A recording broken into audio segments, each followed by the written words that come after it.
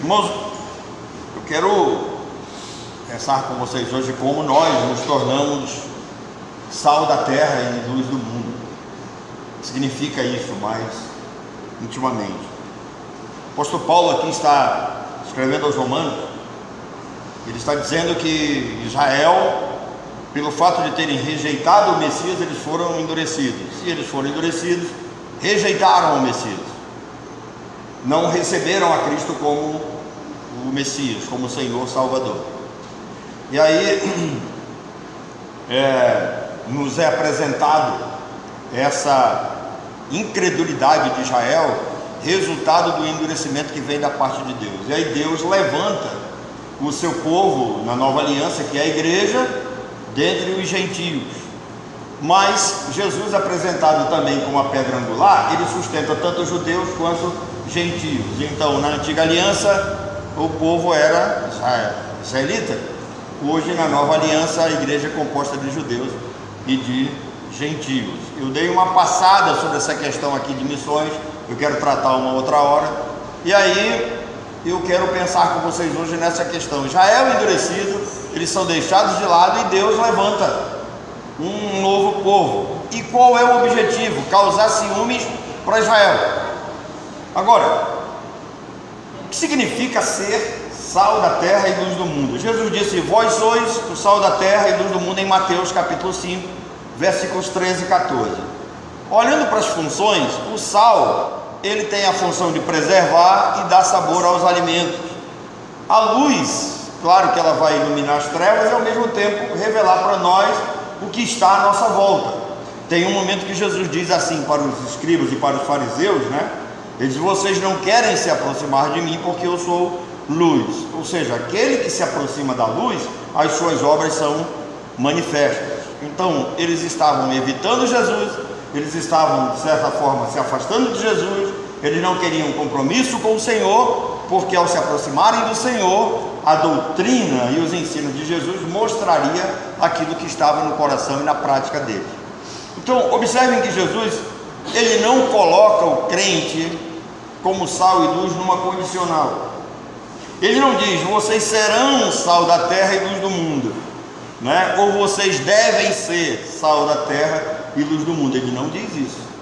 Ele diz: vós sois. É uma afirmação. Isso aqui não é condicional. Nós temos a obrigação de ser. Se Deus nos chamou, nós temos a obrigação de ser. Jesus disse que os crentes, eles são agentes que promovem as verdades do reino de Deus nesse mundo, limitando o pecado, iluminando os homens, trazendo a palavra da verdade, trazendo iluminação às mentes que estão perdidas. Todo crente verdadeiramente nascido de Deus, ele é sal da terra e a luz do mundo, não tem como ficar escondido. Não se acende uma candeia, né? Ou não se constrói uma cidade na noite iluminada para ela ficar, passar despercebida, não tem como.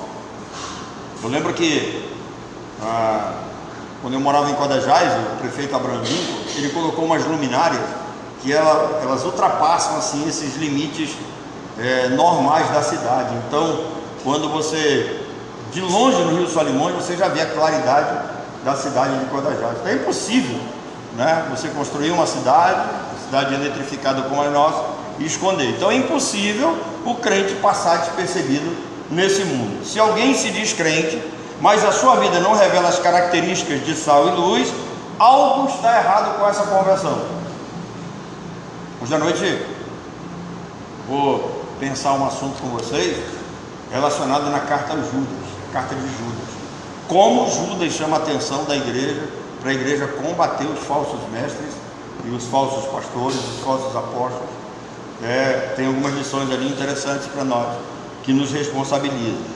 Então, se alguém se diz crente e a sua vida não revela as características, não apresenta frutos dignos de arrependimento, tem alguma coisa errada. O sal, ele não pode ser insípido. Lembra que Jesus usou essa expressão? E eu duvido que você tenha ouvido falar dessa insipidez em outro local. Não existe.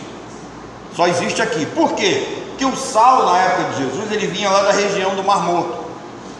E o sal dessa região, ela era retirada de alguns pântanos, algumas lagoas que tinham concentração de cálcio, né? Algumas substâncias. Então o sal era retirado dali, e ele não era um sal, eu diria assim, totalmente puro.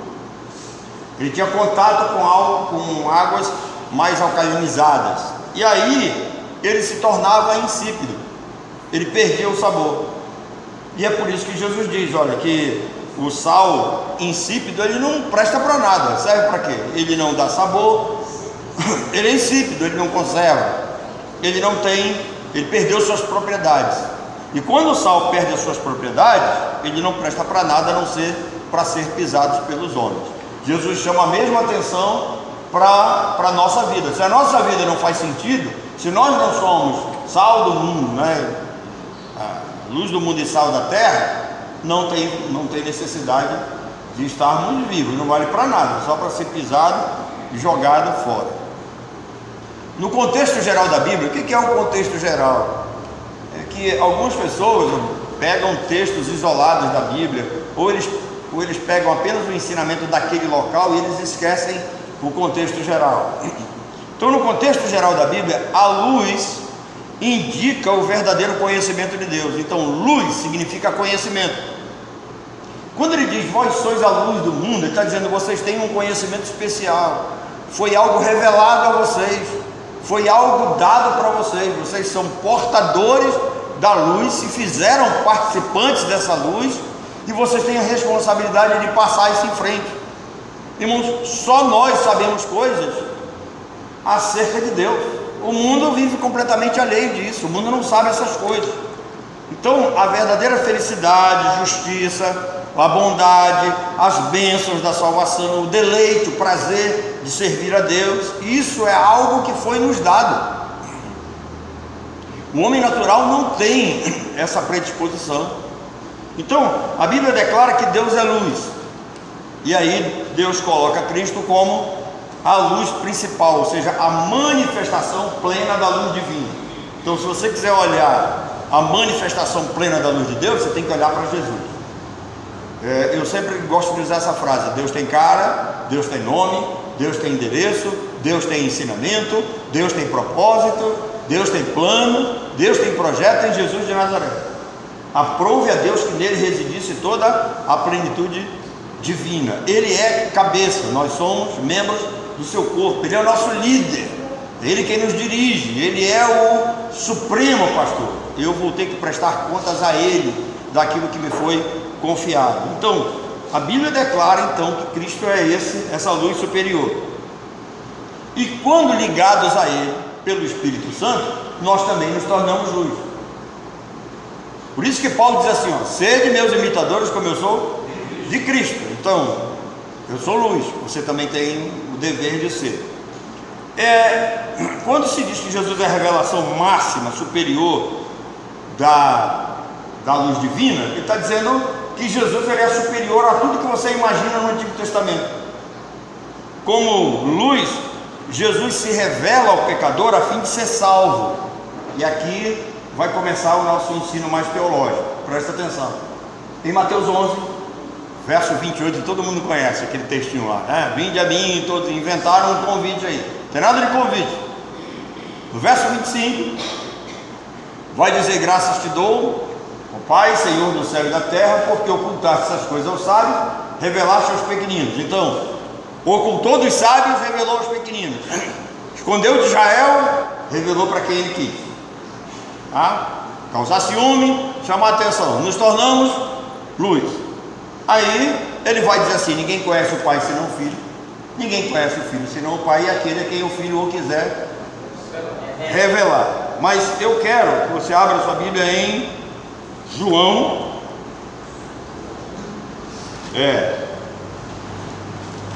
João 5:21. João capítulo 5, versículo 21. Todos acharam? João 5:21.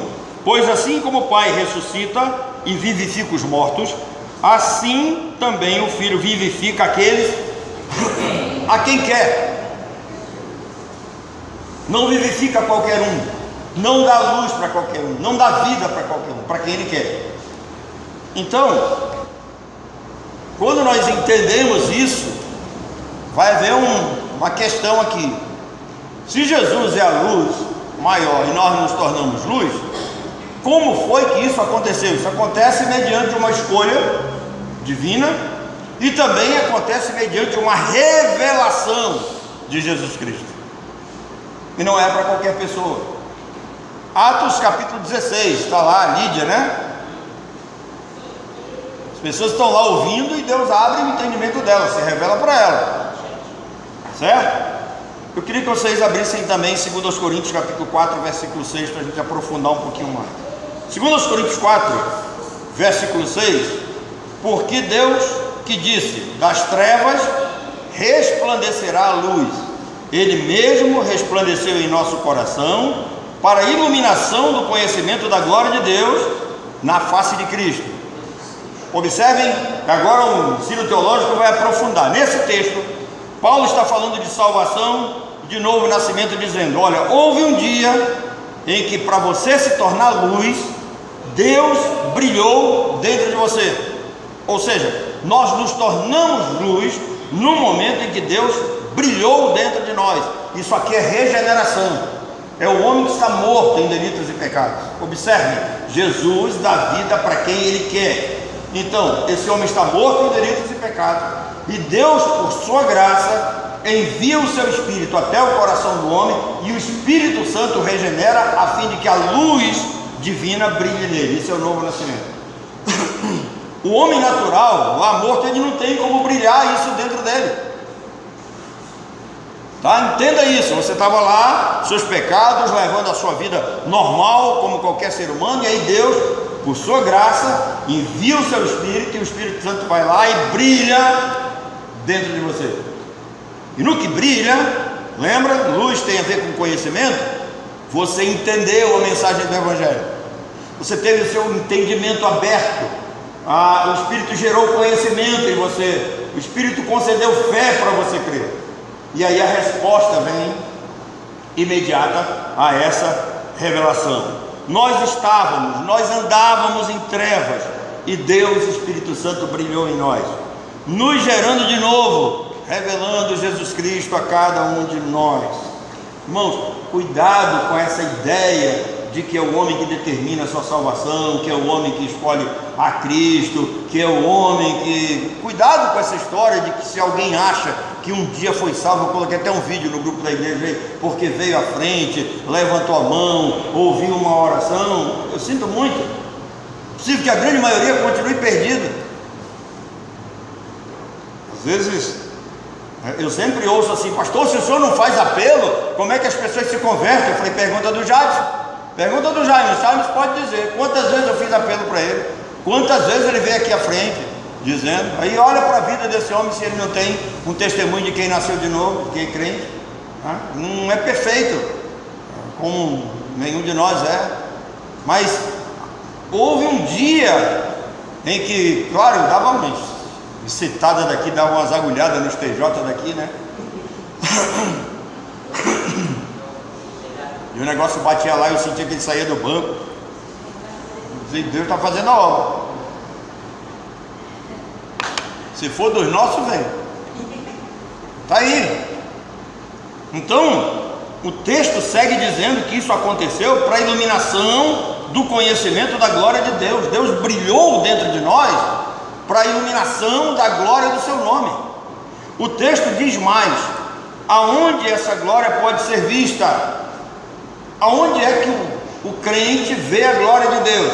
Paulo diz que todo crente tem que ver a glória de Deus na face de Cristo. Não é nas nossas boas obras, não é guardando a lei, não é com as nossas ações, é na face de Cristo. Quando um pecador se converte, é porque o Espírito Santo o regenerou, ele nasceu de Deus, isso é fato. A luz divina brilhou dentro dele, revelando Jesus e concedendo-lhe iluminação espiritual para ele compreender o que foi que aconteceu com ele, a sua real situação diante do pecado, da justiça que vem da lei que o condena, da justiça que vem de Cristo sobre a sua vida e do juízo que virá sobre o mundo. É isso que significa o Espírito Santo convencer do pecado e da justiça e do juízo. O ser humano recebe iluminação e recebe o conhecimento para ele fugir disso. Ele vai dizer: olha, peraí, a lei me condenou, a lei me conduziu a Cristo, me serviu de aio, me conduziu a Cristo. A lei não vai me justificar, a lei vai me condenar. Então eu preciso de Cristo, eu preciso da graça de Deus que está em Cristo. Então, Cristo deixa de ser para nós um homem comum. Quando o crente verdadeiro passa a ver a glória de Deus na face de Cristo, Cristo deixa de ser um homem comum. Cristo deixa de ser um espírito evoluído, como dizem os espíritos, tá? Cristo deixa de ser apenas um coadjuvante da lei, como dizem os testemunhos de Jeová. Cristo deixa de ser apenas o filho mandado de Maria, como ensinam os católicos, tá? Cristo deixa de ser um deusinho criado, como ensinam os testemunhos de Jeová, porque os verdadeiros crentes veem a glória de Deus na face de Cristo. Esse novo homem passa a ver a glória de Deus na face de Cristo. É isso que o apóstolo Paulo está dizendo aqui aos Coríntios. O Espírito regenerou, Cristo se revelou como Messias Salvador. Esse pecador nasceu de novo, é nova criatura, e ele passa a ter uma nova visão de Cristo. Por isso que o homem natural, ele não pode ver essa glória, ele não consegue entender essa glória. Aí Jesus faz uma pergunta para os discípulos: o que as pessoas aí à volta de vocês dizem que eu sou? O que os homens dizem que eu sou? Aí ele diz: uns dizem que tu és João Batista, um profeta comum. Outros dizem que tu és Elias, bem, um profetazinho mais elevado, vamos dizer assim, para eles, né? Não, outros,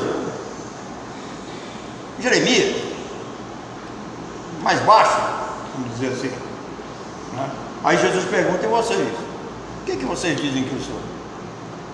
E aliás, esse ponto vai estar na nossa reflexão hoje à noite, porque Pedro olha para Jesus e diz assim: tu és o Cristo, o Filho do Deus vivo. Mas se você olhar na continuidade do texto, não passa 10 versículos, 5 versículos, e Pedro já está dizendo para Jesus: não te deixa acontecer nenhum mal, isso não vai acontecer com você. Aí Jesus diz: passa para trás de mim, Satanás. Por quê? Porque Jesus percebe que não é Pedro que está falando. Porque como pode um homem abrir a boca e dizer: tu és o Cristo, o Filho de Deus vivo? Aí Jesus diz para ele: bem-aventurado és tu, Simão Barjona, porque não foi carne e sangue quem te revelou, mas meu Pai que está nos céus. Então como pode Deus abrir a mente desse homem, fazer Cristo brilhar dentro dele? A luz da glória divina brilha dentro dele. Ele expressa isso e logo em seguida ele começa a falar as coisas contrárias ao ministério de Jesus.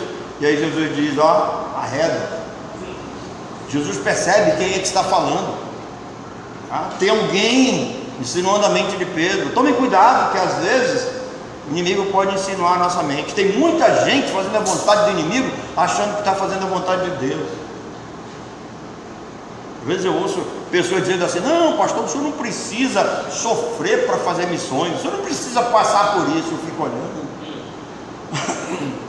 Alguém diz: Aldemir não tem necessidade de passar 3, 4 dias dentro de um barco, comendo mal, dormindo mais ou menos. Fico ouvindo assim, eu concordo, mas eu digo assim: sai, arreda. Eu sei de onde é que vem esse tipo de ideia, né?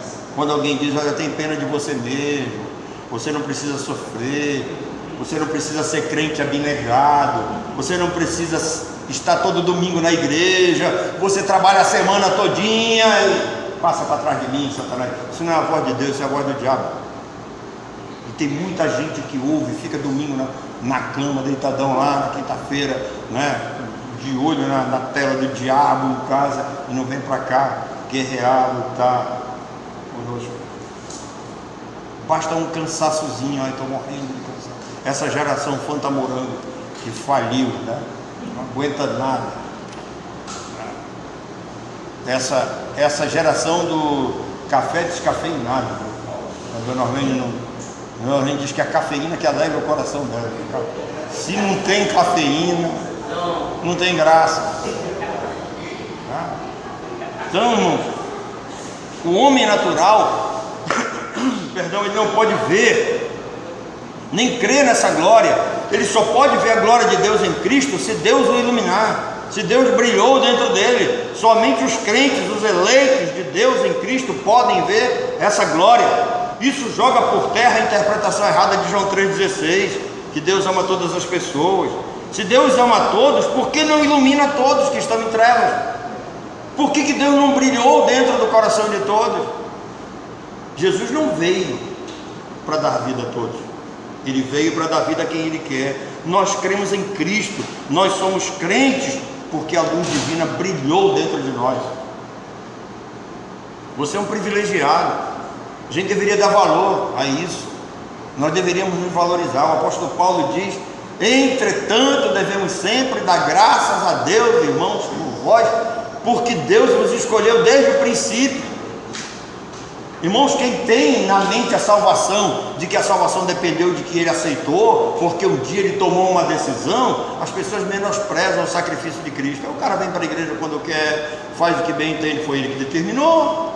Cristo é um serviçal dele, mas quando ele entende que ele estava na lama, e se Deus não tivesse brilhado dentro dele, ele continuaria lá. Quando ele entende que ele nasceu morto nos seus delitos e pecados, e se Deus não tivesse brilhado dentro dele, regenerado ele, tirado ele de lá, ele continuaria no inferno.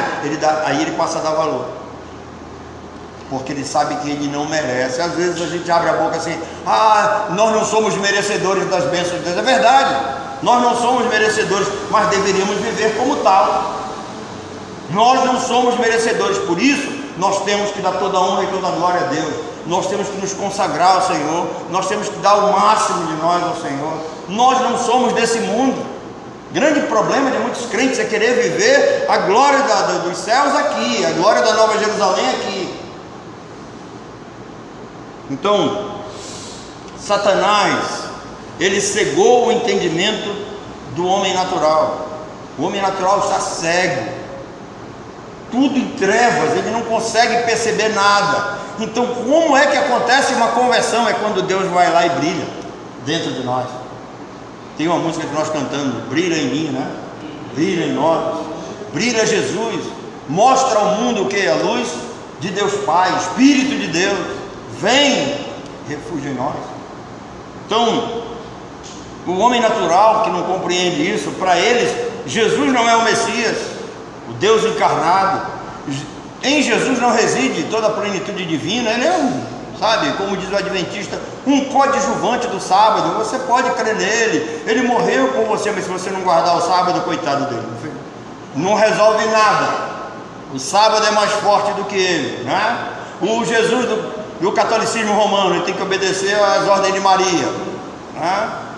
O Jesus do testemunho de Jeová, que é um deusinho criado lá, né? Segunda categoria, não é? Paulo diz: aprove a Deus que nele residisse toda a plenitude divina, e que no novo nascimento nós deveríamos entender isso. Nascemos de novo quando a luz divina brilhou dentro de nós, abriu o nosso ser, nos deu iluminação, e nós começamos a ver a glória de Deus em Cristo Jesus, na face de Cristo.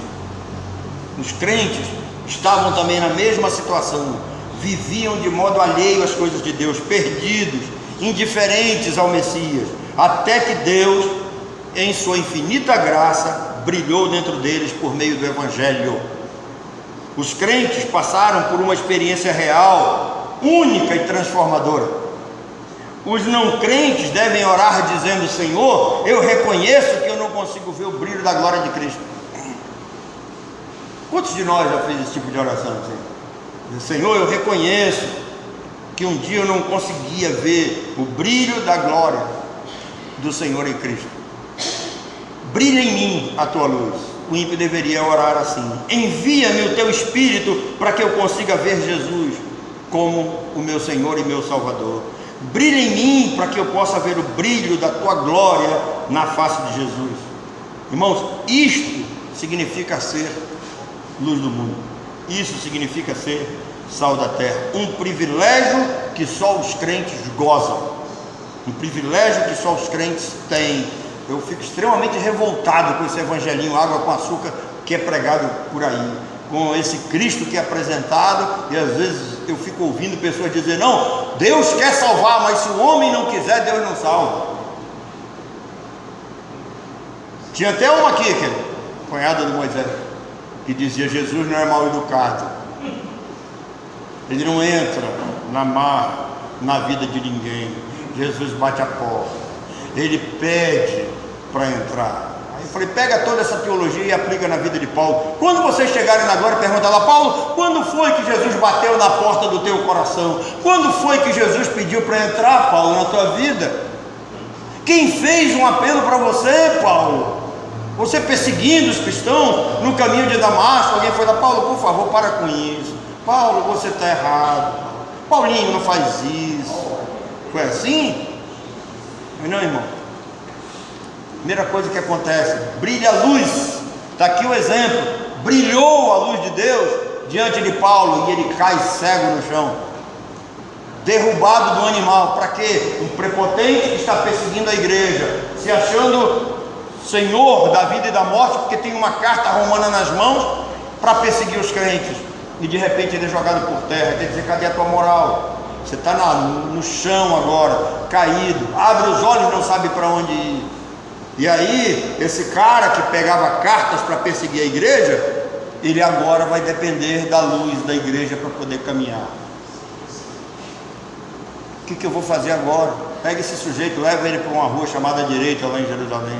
Deus vai providenciar alguém para ir lá orar por ele, para cair as escamas dos olhos dele.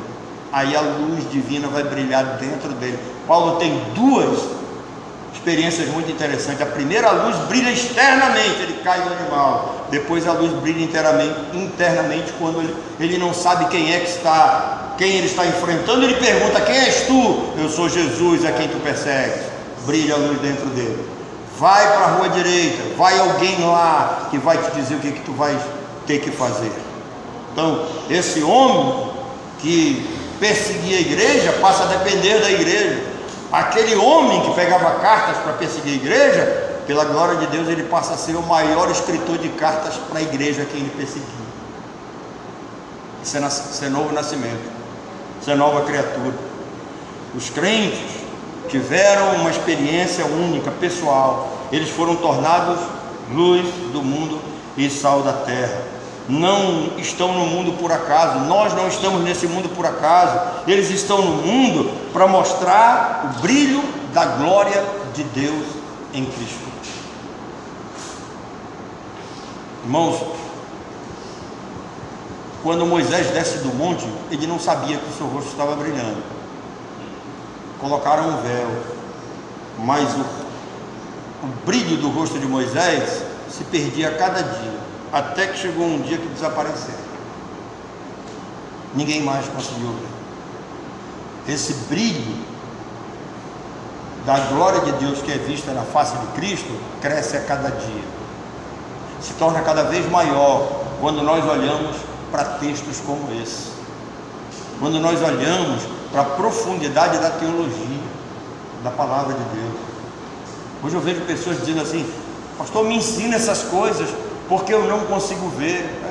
O homem não consegue ver porque a mente dele está só baseada no João 3,16, é só essa aguinha com açúcar. Vocês já prestaram atenção como é que começa a nossa expressão de fé? Um dos grandes debates hoje que voltou de novo é a história de que a igreja não passa pela tribulação. Não, a igreja não vai passar pela tribulação, os crentes vão ser preservados. Irmãos, a nossa fé começa com o nosso líder morto. A nossa expressão de fé, a nossa religião começa a seguir alguém que foi morto por uma palavra que trouxe. Foi morto, foi perseguido, foi rejeitado. E ele chama aqueles que eram seus, que ele escolheu, que ele ensinou, que ele doutrinou, e ele disse assim: no mundo vocês terão aflições. O mundo vos odeia. Por que o mundo vos odeia? Por causa da mensagem que vocês têm. O mundo vos odeia porque vocês são luz do mundo. Aonde vocês chegarem, vocês vão ter que iluminar o ambiente com suas ações, com suas palavras, com sua maneira de viver, com o evangelho da graça que vocês têm que pregar, e o mundo não vai aceitar isso. Vocês vão ser mortos por essa palavra. E é o que acontece. E aí agora vem a igreja dos nossos dias dizer, não, todo crente tem que ser rico, igreja não passa por tribulação, você não precisa adoecer, você não passa, né, dificuldades. Quem disse? 1 Pedro capítulo 5 tem 3 verdades. Jesus sofreu, aqueles que vieram antes de vós sofreram, e tem uma palavrinha lá que ele diz lá, se preparem, vocês vão sofrer também. Mas não, vem o inimigo e diz, calma, vocês não vão sofrer, vocês não vão passar por isso, vocês vão ter tudo de bom na vida. Papo furado, tá? Entendam isso, nós somos um povo especial, porque um dia Deus, por sua graça, brilhou a sua luz dentro de nós, e aqueles que tiveram essa luz revelada dentro deles, eles olham para a face de Cristo e eles veem a glória de Deus. Eles olham para Cristo e veem Deus em Cristo. E quando a gente passa a ver Deus em Cristo, nós nos curvamos diante dele, nós nos rendemos diante dele, nós seguimos as palavras dele, nós nos tornamos seus discípulos voluntariamente. Que Deus nos abençoe.